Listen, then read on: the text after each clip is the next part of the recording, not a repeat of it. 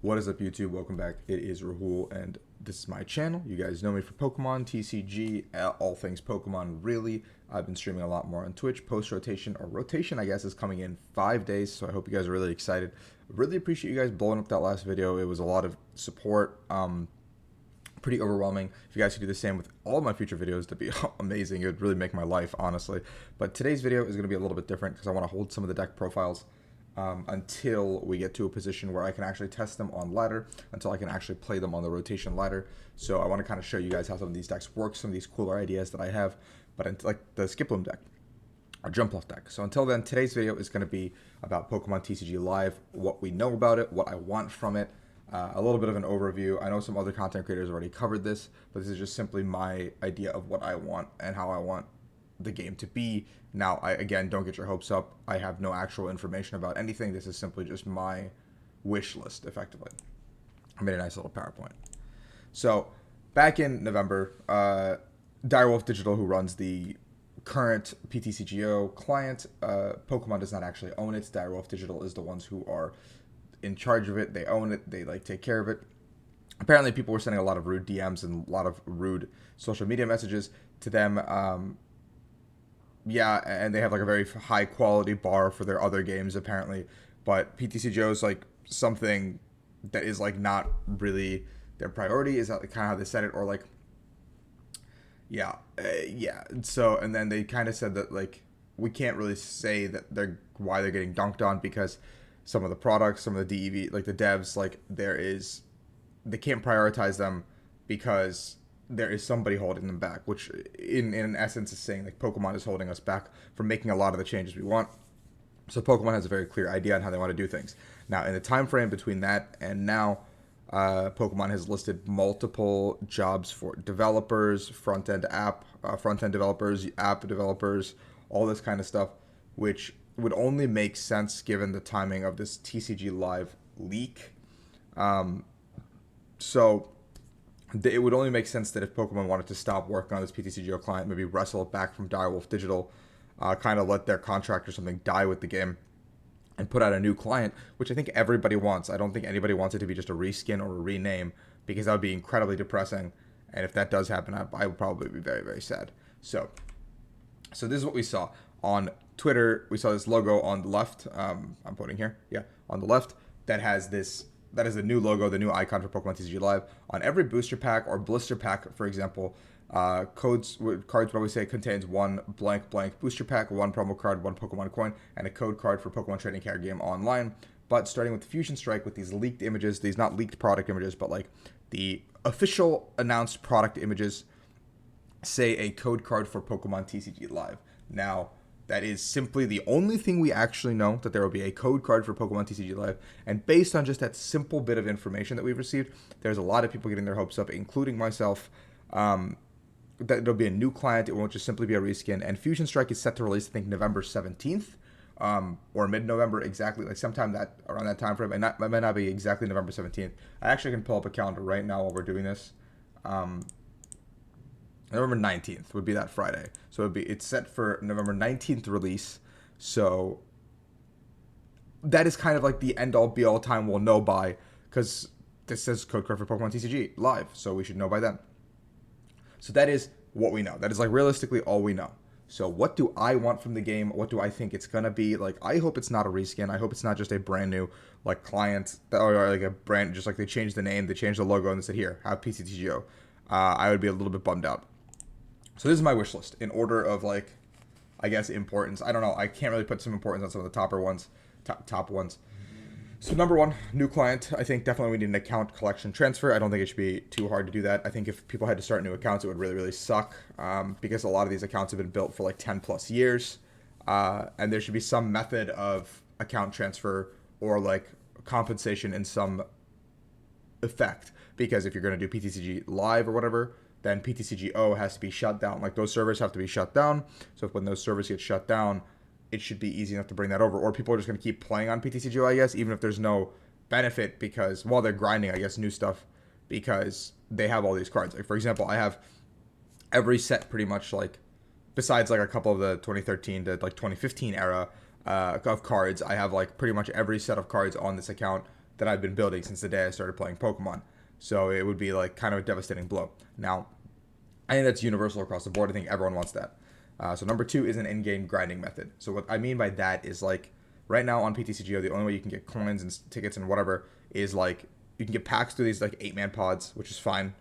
You can get coins from ladder, but you only get these like 11 wins a day kind of deal, and then you get a battle pass. But that isn't giving us like as much as I think the game should be giving us. I think there should be ways to get more stuff. I think there should be like a questing system, or like I'll get to that down the line. But like the in-game grinding method kind of encompasses some of the other points I've talked about, or I'm going to talk about in a second. But I think there should be better ways to grind. I think microtransactions is not the issue. Like Pokemon has already openly like has Pokemon Masters, has Pokemon Unite, even the DLC in Sword and Shield. Like it is very clear that Pokemon does not mind having people spend money, like IRL money. So all of these things would just make for easier grinding, a battle pass, whatever, like just make it so players can come in, only have to play this game, don't even need codes maybe, and grind. So microtransactions is my third point.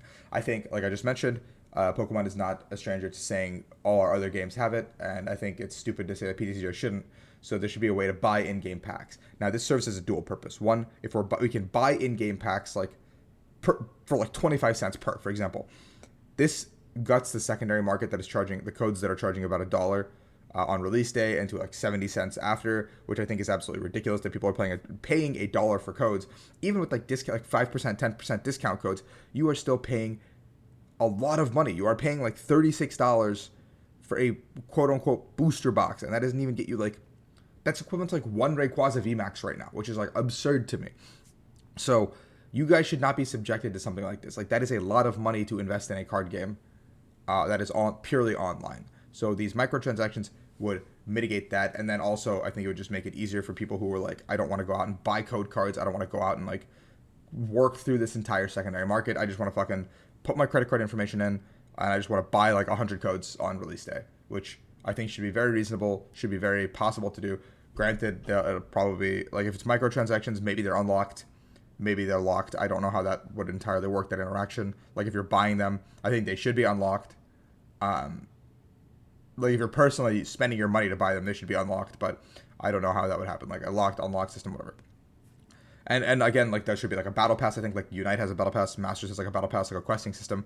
Like everything has a battle pass that has been successful in recent history. Since Fortnite's like introduction of the battle pass, it has been very, very successful across the board in every like game to produce some money or give an incentive at the end. And the incentive at the end could be like a one redeem ticket for like a VMAX, or like that seems like a little bit low, but maybe it could be like, I don't know, like 4 Rayquaza VMAX, or like 4 of a full art supporter, or I don't know exactly what it would be to make the battle pass worth it. But if it's like the battle pass is the same as like the 3-week intervals like we have right now, maybe it just becomes like the same kind of ladder we have now, just with more like intermittent rewards, where it's like not actually like these tickets and these coins, but also like a ticket for a random pack in the store, or like a ticket for a random like clothing item for the trainers or something, because that whole aspect has been ignored completely. I don't really care about that too much, but yeah. Dusting crafting system. Now, why dusting crafting? If you guys played Hearthstone or some other card games, almost everything has a way to craft cards or just like entirely dust them, get rid of them, whatever. Like I don't need my like 100 something Weedles that are on my account, especially the locked ones. The unlocked ones, I understand. Maybe it's just not worth it to dust those cards. Maybe it's not worth it to dust these unlocked cards. But as you can tell in like a game like Pokemon Masters, the game knows how to differentiate the gems that you paid for and the gems that are free, that have been you freely earned through questing and like check-ins and whatever. So there should be a way to do that as well in this. So maybe paid and locked cards can be crafted, like can be dusted, can be crafted. It doesn't even have to be like you can craft an exact card like in Hearthstone. It doesn't have to be like you can craft an exact like legendary or rare or whatever. It still incentivizes people. Like it doesn't have to be cheap to do, but it just having that option just means people will be more inclined to open packs, and the whole trading system will get nerfed like a couple of pegs, because the current trading system is absolutely miserable to navigate, and absolutely miserable with how much inflation is happening from set to set. Like it is very apparent on set release day how crazy some of these newer cards are being, like, and people are actually trading for them. People are actually going out there and trying to get them. It is ridiculous that they should even be happening. So that is my logic behind Dusty Crafting. The store fully stocked with the same RL product. So I was talking to a friend about this, Nico Alabas, you guys might know him, OCSC champion 2020. Back in the day, until I don't remember what year, the PTCGO store used to be stocked with the same product as IRL. You could get like those promo packs, you get those blister packs, everything, the check lane booster packs that you would find at stores. For some reason, none of those are appearing anymore. All you can get is Steam decks, and all you can get is booster packs. And I remember I would specifically wait for these like check lane booster packs or blisters because they would be equivalent in coins, but they would come with a promo. So in some capacity, they should be doing like when a promo pack or a blister pack or something is out, maybe upcharge it a little bit and throw it into the store. When these battle decks are coming out, these Inteleon battle decks, these Zacian battle decks, these Urshifu battle decks coming out, these should be in the store to purchase for a similar coin value or like a in-game currency value, because it makes no sense that I can go to a Target and buy this product and get this code when I should also be able to get that same experience online. That should match 1-to-1. They are not losing money because a lot of these people that are buying these battle decks or buying these like train on toolkits and stuff like that are not using these codes. A lot of codes just get thrown to the wayside. So by giving people the option who actually want to use the client for what it is, would go a long way. Now, those are my top 5. I think after that, the other 4 are like kind of a like far wish list / like would make the game a lot better / quality of life better, but it's not like a demand or anything. Like, right, none of these are demands. So Pokemon, if you're watching this, I'm not demanding anything of you. I love you. Please don't hurt me. Don't smite me. So number 6 is achievements. Now we have like this quest system for like the 3 levels of each of the typings, but that feels super unrewarding because after you play for a little bit, you get that very quickly. And then after that, you're just doing these like daily quests that give you like 60 coins or 1 booster pack, which is really nothing. But I want like an overall achievement system, like a sets completed, like games played, games won, like stuff that'll just give you stuff early to keep playing and going, and like gives you like that instant satisfaction of like that instant gratification of I did something. Like, I opened X amount of cards in my collection, or first pack bought, like is like a achievement, and that could be like in the tutorial when it's teaching you how to use a store system maybe, and like it gives you a pack back, or like gives you those coins back for buying a pack, which a lot of tutorial like games do, right? Like a lot of tutorials will teach you how to use their shop, their like currency system, and usually give you back what they tell you to buy because you don't typically want to buy that all the time. So some sort of like an achievement system like that where it can even be like the stupidest stuff, but just having achievements gives people a reason to hunt for those.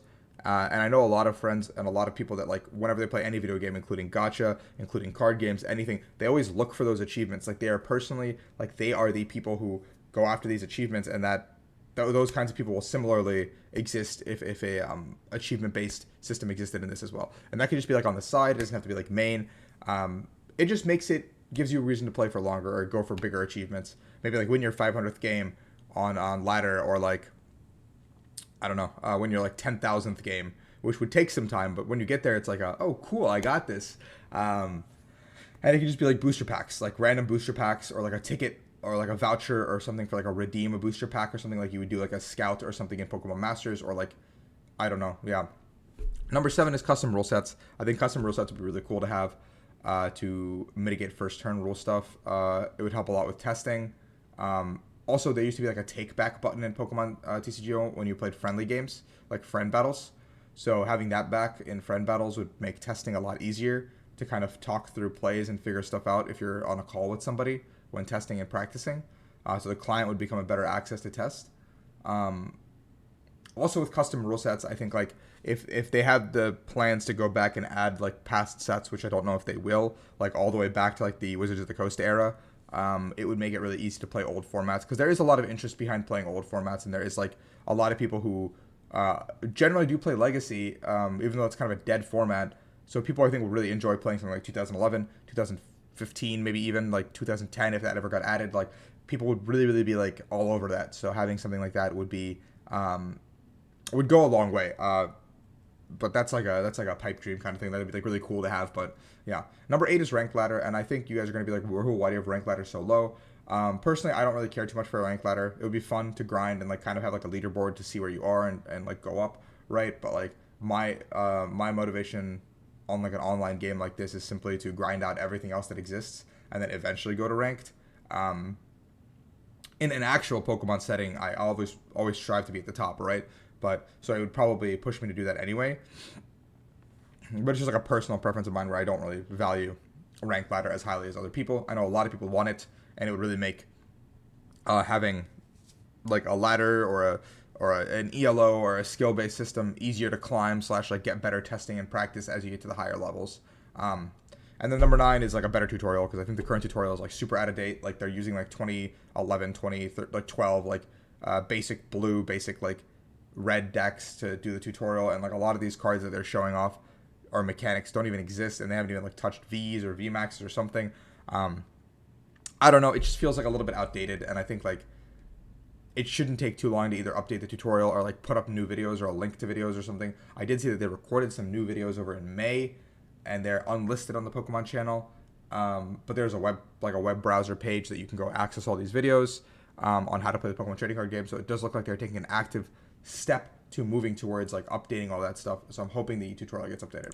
Now, what do you want? Let me know in the comments below. If you guys enjoyed watching this all the way through, subscribe. Let me know if you guys want more discussion style videos like this. I plan on having guests and stuff. It's not like a podcast or anything, but just like quick discussions about like the general state of the game, the general state of stuff, because I want to create discourse. I want to create a conversation so we can maybe make something out of it. So thank you guys for watching. I appreciate it. I'll be back tomorrow on Monday with your deck list, deck profiles. I'll still try to do 5 days next week, because Friday will be the day we can start playing games again. So I'll try to cover some of the more known quantities next week, and then the unknown rogue stuff that I have cooking up for you guys will be Friday onwards. So thank you guys so much for watching. Peace.